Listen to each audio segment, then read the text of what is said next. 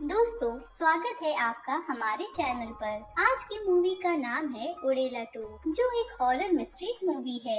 इसलिए आप वीडियो को अभी लाइक कर दीजिए। हम शुरू करते हैं आज की वीडियो। तो ये कहानी उड़ेला 1 से कनेक्टेड है, इसलिए उड़ेला 1 का थोड़ा ओवरव्यू देख लेते हैं। जिसमें हुआ कुछ यूँ था कि उड़ेला गाँव में अचानक कुछ मर्डर्स स्टार्ट हो गए थे, और मर्डर सिर्फ उन लड़कियों के होते थे जिनकी एक दिन पहले शादी हुई होती थी। अब पुलिस वाले बहुत कोशिशों के बावजूद भी इस मिस्ट्री को सॉल्व नहीं कर पा रहे थे। इस वजह से आईपीएस अनुदीप ने उस किलर को पकड़ने के लिए अपनी गर्लफ्रेंड से शादी कर ली, और विद गुड लक ये किलर उनकी वाइफ को भी किडनैप करने में कामयाब हो गया। वहीं गांव में राधा नाम की एक लड़की को अपने घर की सफाई करते वक्त अपने घर में कुछ फीमेल्स के इंटरनल क्लोथ्स मिल गए, जिससे वो समझ गई कि ये सब कुछ उसका पति तिरुपति ही कर रहा है। इस वक्त तक तिरुपति आईपीएस की वाइफ को मोलेस्ट करना शुरू कर चुका था, पर तभी एंड टाइम पर राधा ने आकर उसका सर धड़ से अलग कर दिया।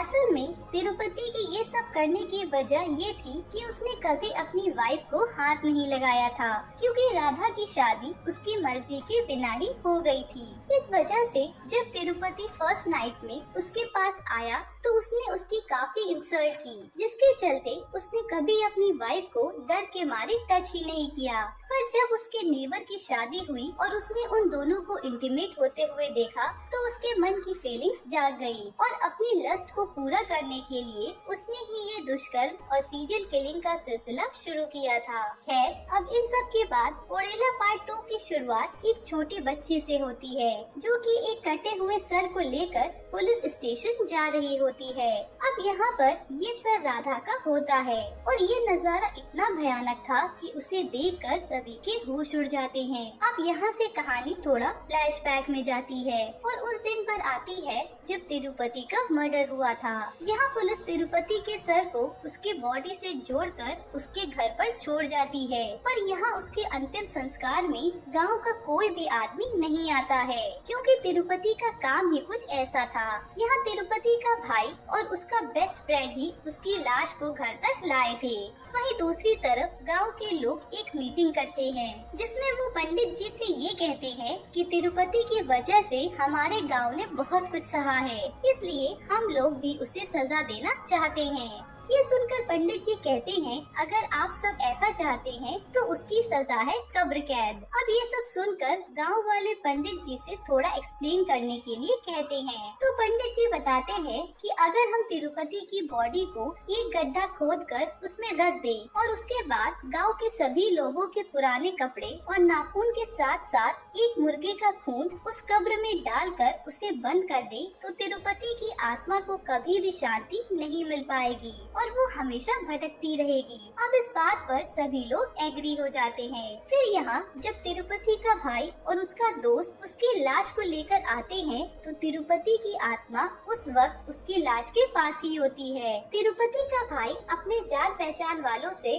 अपने भाई की मदद करने के लिए कहता है, पर कोई भी उसकी लाश के पास नहीं आता। फिर तिरुपति का भाई उसकी लाश को लेकर गाँव की सीमा पर आ जाता है, जहाँ गाँव के सभी लोग उसका वेट कर रहे होते हैं। तो यहाँ तिरुपति का भाई सभी लोगों से उसके भाई को माफ कर देने की रिक्वेस्ट करता है, क्योंकि वो तो अब इस दुनिया से जा चुका है। पर गांव वाले उसकी बात नहीं सुनते हैं। वो उस पंडित जी के बताए हुए मेथड के अकॉर्डिंग तिरुपति की लाश को वर्टिकल दफना देते हैं। वहीं दूसरी तरफ हमें कुछ साधुओं को दिखाया जाता है, जो कि हिमालय की गुफाओं में बैठकर अपना ध्यान कर रहे होते हैं। तभी वहाँ बैठे गुरुजी कहते हैं कि उड़ेला गांव में एक बहुत दुष्ट आत्मा जागने वाली है। अब ये सब सुनकर उनके शिष्य पूछते हैं कि आखिर उस गांव का फिर क्या होगा, जो सुनकर गुरुजी कहते हैं कि जब जब राक्षस का जन्म होता है तो उसका अंत करने के लिए तब तब एक दिव्य शक्ति भी धरती पर जन्म लेती है। खैर, अब यहाँ से सीन 6 महीने बाद उड़ेला गाँव में शिफ्ट होता है,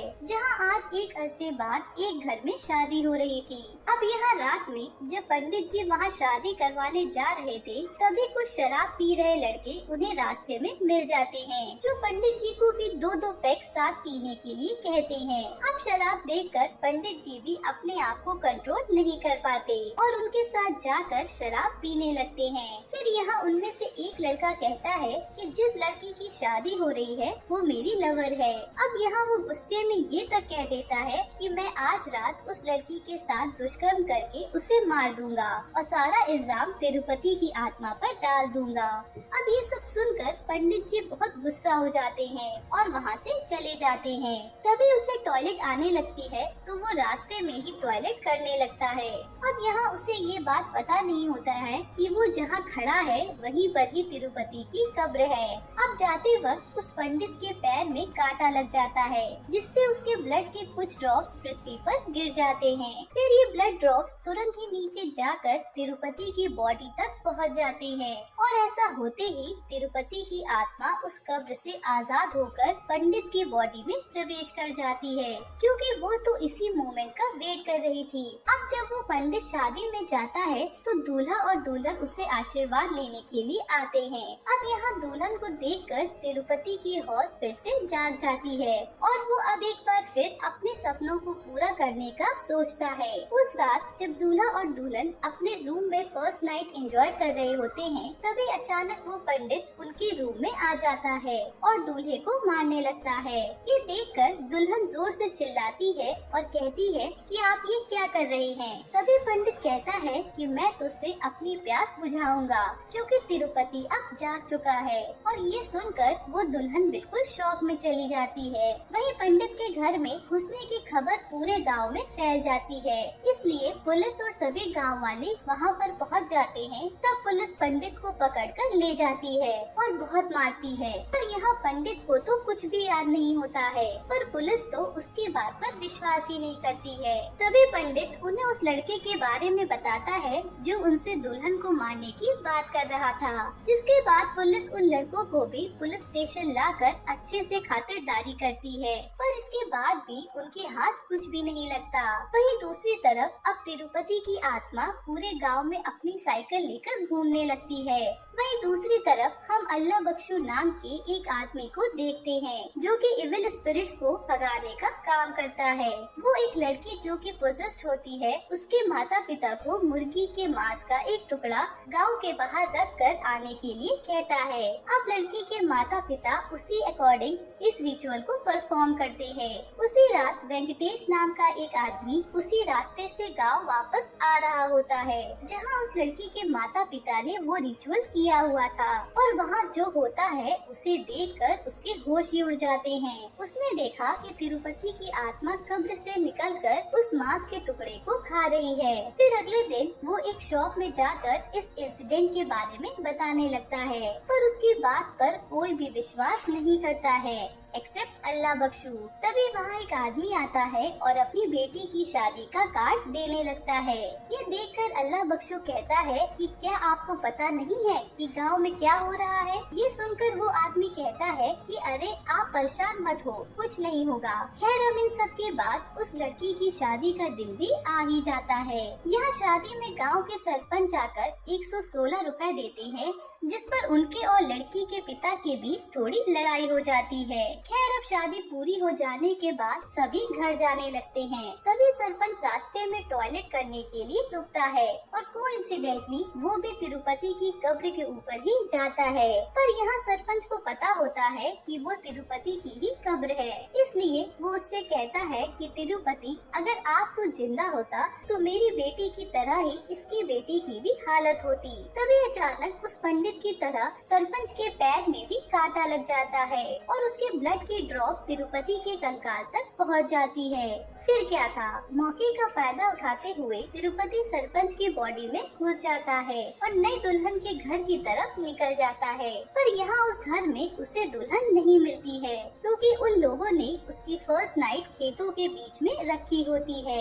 इधर दूल्हा दुल्हन एंजॉय कर रहे होते हैं, पर तभी सरपंच वहाँ आ जाता है और उस पूरे खेत को जला देता है। इसके बाद वो उस लड़के को मारकर उसकी दुल्हन के साथ बुरी तरह दुष्कर्म करके उसे भी मार मार देता है। फिर जब सुबह गांव वाले ये नजारा देखते हैं तो उनके होश उड़ जाते हैं। इसके बाद अब सभी गांव वाले सरपंच और उस पंडित को सभी के सामने लाकर बहुत मारने लगते हैं। तभी अचानक अल्लाह बख्शू और वेंकटेश वहाँ आ जाते हैं और वो गांव वालों को समझाते हैं कि इसमें सरपंच और पंडित की कोई गलती नहीं है। अल्लाह बख्शू कहता है कि हम लोगों ने तिरुपति की कब्र बनाकर अपनी ही कब्र खोद ली है। इसके बाद वेंकटेश और अल्लाह बख्शू सभी गांव वालों को कुछ वीडियो क्लिप्स दिखाते हैं जिसमें उन्हें तिरुपति की साइकिल पूरे गांव में घूमती हुई दिखाई देती है। अब ये सब देखकर सभी गांव वाले एकदम शौक में रह जाते हैं। इसके बाद अब तिरुपति के घर वाले उसकी कब्र के पास जाते हैं और उसकी पसंद का सारा सामान वहाँ रख देते हैं। फिर वो उसकी साइकिल भी वहाँ से लेकर घर चले जाते हैं। उनके जाते ही तिरुपति की आत्मा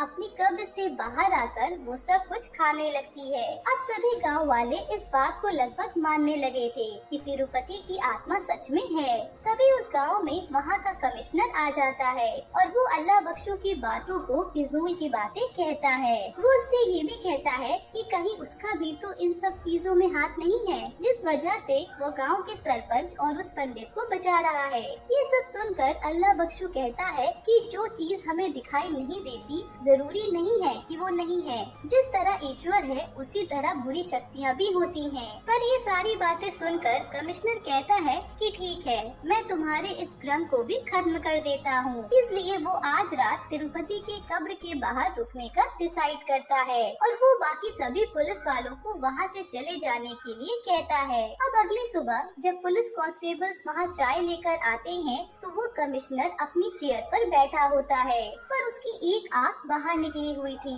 फिर वो कांस्टेबल उसके पास जाते हैं और तभी उसकी लाश चेयर से गिरती है और यहाँ वो देखता है कि कमिश्नर की पूरी बैग भी छिली हुई है। इसका मतलब था कि तिरुपति की आत्मा सच में है और उसने ही उस कमिश्नर की ये हालत की है। अब जब गांव में सभी लोगों को ये बातें पता चलती हैं, तो सभी बहुत घबरा जाते हैं और अब उन्हें समझ में नहीं आ रहा था कि आखिर वो क्या करे। तभी उन्हें तिरुपति की पत्नी राधा का ख्याल आता है जो इस वक्त जेल में थी। अब क्योंकि पिछली बार भी राधा ने ही उनकी गांव की समस्या को सुलझाया था, इस वजह से वो एक बार फिर राधा से मिलने के लिए जाते हैं। तब सारी बातें सुनकर राधा कहती है कि हम लोगों ने इतनी मुश्किल से तिरुपति की समस्या को सुलझाया था और तुम लोगों ने फिर से उसे कब्र दंड देकर गांव में वापस बुला लिया। तब वो इस समस्या का कोई समाधान बताने के लिए राधा से कहते हैं। राधा उन्हें बताती है कि उसकी दादी एक बहुत बड़ी साधु थी। वो हमेशा अपने ध्यान में लीन रहती थी और राधा की बड़ी बहन भैरवी दादी से बहुत इन्फ्लुएंस थी। इस तरह से उसने दादी से एक रहस्य के बारे में जाना था। उसने जाना कि अगर कोई लड़की पीरियड स्टार्ट होने से लेकर उसके खत्म होने तक 108 बार रोज शिव जी का जाप करेगी तो उसे अनंत शक्तियाँ प्राप्त होंगी। और इस तरह दादी के बाद भैरवी भी भगवान शिव की बड़ी भक्त बन गई। तो अब अगर कोई उनकी मदद कर सकता है तो वो बस भैरवी ही है। अब सवाल ये था, भैरवी उन्हें कहाँ मिलेगी? ये सुनकर राधा उन्हें बताती है कि एक मंदिर है जहाँ अक्सर भैरवी उसकी दादी की याद में आती रहती है। वही एक है जो उनकी मदद कर सकती है। ये सब सुनकर सभी गांव वाले भैरवी से मदद मांगने के लिए उस मंदिर की तरफ जाने लगते हैं। अब यहाँ हम मिलते हैं भैरवी से, जिसके पास बहुत सी शक्तियाँ होती हैं। वो अपनी शक्तियों का इस्तेमाल लोगों की मदद के लिए किया करती थी। अब जब गांव वाले उससे मिलते हैं तो वो उनकी मदद करने से मना कर देती है और कहती है कि ये सब उनके खुद के कर्मों का फल है। तिरुपति वाली मुसीबत को उन्होंने खुद ही बुलाया है, तो अब उन्हें खुद ही उससे निपटना होगा। तब यहाँ गाँव वाले ये बात एक्सेप्ट करते हैं कि उनसे गलती हो गई, इसलिए वो भैरवी से फिर भी उनकी मदद करने के लिए कहते हैं, क्योंकि अब उनके पास कोई रास्ता नहीं बचा था। तब बहुत इंसिस्ट करने पर भैरवी उनके साथ चलने के लिए मान जाती है। यहाँ भैरवी कंटिन्यूअसली अपने मंत्र का जाप करती रहती है और फिर तिरुपति की कब्र के पास जाती है। वहाँ थोड़ा इन्वेस्टिगेशन करके वो सभी गाँव वालों से कहती है कि हमें तिरुपति की आत्मा को कुछ समय के लिए यहीं बांधना होगा और उसके बाद उसका कपाट कर्म करना होगा। इसी तरह से उसे मुक्ति मिलेगी। जिसके बाद वो 4 नंदी की मूर्तियाँ और कुछ धागों से तिरुपति की कब्र के ऊपर एक चक्र बना देती है, जिससे उसकी आत्मा वहाँ से बाहर ना निकल सके। फिर वो सभी गाँव वालों को बताती है कि ये चक्र इसी तरह से 15 दिनों तक यहाँ बना रहना चाहिए, लेकिन अगर किसी भी वजह से ये चक्र यहाँ से हटाया तो गांव में ऐसी प्रलय आएगी कि उसे कोई भी नहीं रोक पाएगा। ये सब सुनकर अब सभी डिसाइड करते हैं कि अब इस कब्र के पास सभी गांव वाले बारी बारी पहरेदारी करेंगे। अब जब तक 15 दिन न हो जाए, सभी गांव वाले भैरवी को वहीं रुक जाने के लिए कहते हैं। वहीं गांव में इस हलचल की खबर सब तरफ आग की तरफ फैलने लगती है। इस वजह से कुछ मीडिया वाले वहां आ जाते हैं और रिपोर्टिंग करने लगते हैं। तभी अचानक उनका ड्रोन उस चक्र के ऊपर गिर जाता है। अब यहाँ वो रिपोर्टर अपने ड्रोन को लेने के लिए उस चक्र के पास जाने लगता है। तभी एक गाँव वाला जो इस चक्र की रखवाली कर रहा था, वो उसे रोकता है। अब वो रिपोर्टर उस वक्त तो मान जाता है, पर रात में वो अपने ड्रोन को लेने के लिए वापस आता है। फिर यहाँ जैसे ही वो तिरुपति की कब्र के ऊपर आता है, उसके पैर में भी कांटा लगने से अब तिरुपति की आत्मा उसकी बॉडी में आ जाती है। इसके बाद वो भैरवी से मिलने के लिए उस मंदिर में जाता है। उस वक्त भैरवी स्नान कर रही होती है, तो उसे देखकर तो तिरुपति के होश ही उड़ जाते हैं। अब वो उसके साथ भी सोना चाहता था, पर एक श्राप उसे मंदिर के अंदर नहीं आने देता है और तभी भैरवी भी वहाँ आ जाती है। फिर वो उसे मंदिर के बाहर से ही खदेड़ कर कहती है कि मेरे होते हुए तुम इस गांव का कुछ भी नहीं बिगाड़ सकते हो। अब इस तरह के तिरस्कार देखकर तिरुपति को बहुत गुस्सा आता है और वो उस वक्त के लिए वहाँ से चला जाता है। फिर कुछ समय बाद गांव वाले एक फेस्टिवल मनाने की सोचते हैं। इसी से रिलेटेड मंदिर में एक मीटिंग रखी जाती है।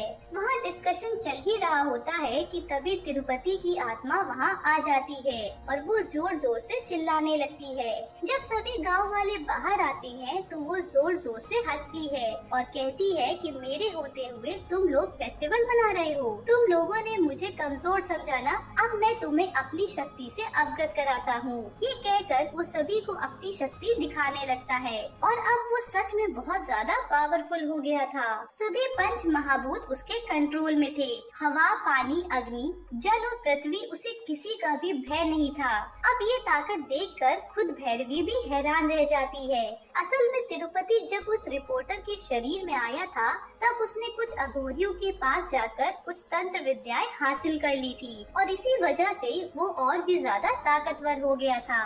खैर, फिर उसने पूरे गांव के चारों तरफ एक रेखा खींच दी, जिसके पार ना कोई जा सकता और ना ही कोई उस रेखा को पार करके आ सकता था। इन सब के बाद अब गांव के सभी लोग बहुत ही ज्यादा घबरा चुके थे। उन्हें समझ नहीं आ रहा था कि आखिर वो क्या करे। तभी उनमें से एक आदमी उस रेखा के पार जाने की कोशिश करता है, पर रेखा पार करते ही उसका सर धड़ से अलग हो जाता है। अब ये सब देखकर तो सभी के होश उड़ गए। इन सब के बाद पूरे गाँव में भुखमरी छा गई। सब तरफ की फसलें खराब होने लगी। तभी एक दिन एक लड़की के माँ बाप भैरवी के पास आए और बोले कि उनकी बेटी को अस्थमा का अटैक आया है और अगर वो उसे हॉस्पिटल नहीं ले गए तो वो मर जाएगी। पर हॉस्पिटल तो गांव के बाहर है, तो अब आप ही बताइए कि हम क्या करें। अब ये सब सुनकर भैरवी एक प्लान बनाती है। वो राधा को शादी के गेटअप में तिरुपति के पास जाने के लिए कहती है ताकि वो उसे रिझा सके। उसके बाद वो खुद लाउड स्पीकर से मंदिर में जाकर जाप करने लगती है ताकि इस तरह कुछ वक्त के लिए तिरुपति की शक्तियाँ कमजोर हो जाए और वो माता पिता उस बच्ची को लेकर गाँव के उस पार जा सके। अब जब वो लोग इस प्लान को एग्जीक्यूट कर रहे होते हैं, तभी अचानक गांव की लाइट कट हो जाती है और लाउड स्पीकर बंद हो जाते हैं। तभी अचानक तिरुपति को भी उन लोगों के इस प्लान का पता चल जाता है और वो गुस्से में आकर उसी छोटी बच्ची जो कि बीमार थी, उसके शरीर में घुसकर राधा का सर काट कर पुलिस स्टेशन ले जाता है। और ये वही सीन है जो हमने मूवी की शुरुआत में देखा था। अब तिरुपति का आतंक बढ़ता ही जा रहा था। ये देखकर भैरवी तिरुपति से ये सब बंद करके गांव वालों को माफ कर देने के लिए कहती है, क्योंकि वो अब और सहन नहीं कर सकती थी। तब उसकी बात सुनकर तिरुपति भैरवी के सामने एक डील रखता है। वो उससे कहता है कि अगर भैरवी उसके साथ एक रात सोने के लिए तैयार हो जाए तो वो ये सब बंद कर देगा।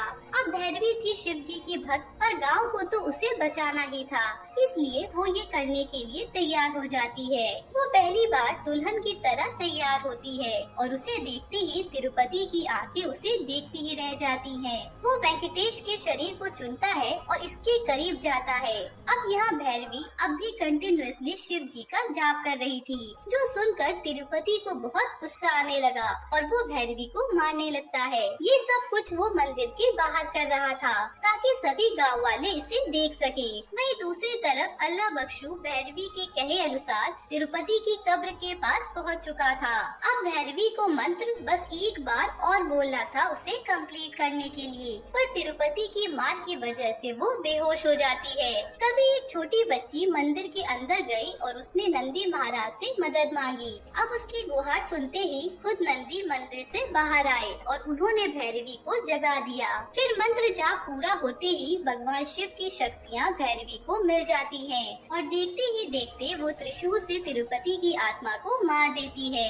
वहीं दूसरी तरफ तिरुपति की एक्चुअल बॉडी को अल्लाह बख्शू ने ठिकाने लगा दिया था और इस तरह तिरुपति का खात्मा हो जाता है। इसी के साथ हमारी मूवी खत्म होती है। दोस्तों, आज की वीडियो आपको कैसी लगी कमेंट में बताना और ऐसी ही वीडियोस के लिए चैनल को अभी सब्सक्राइब कर लीजिए।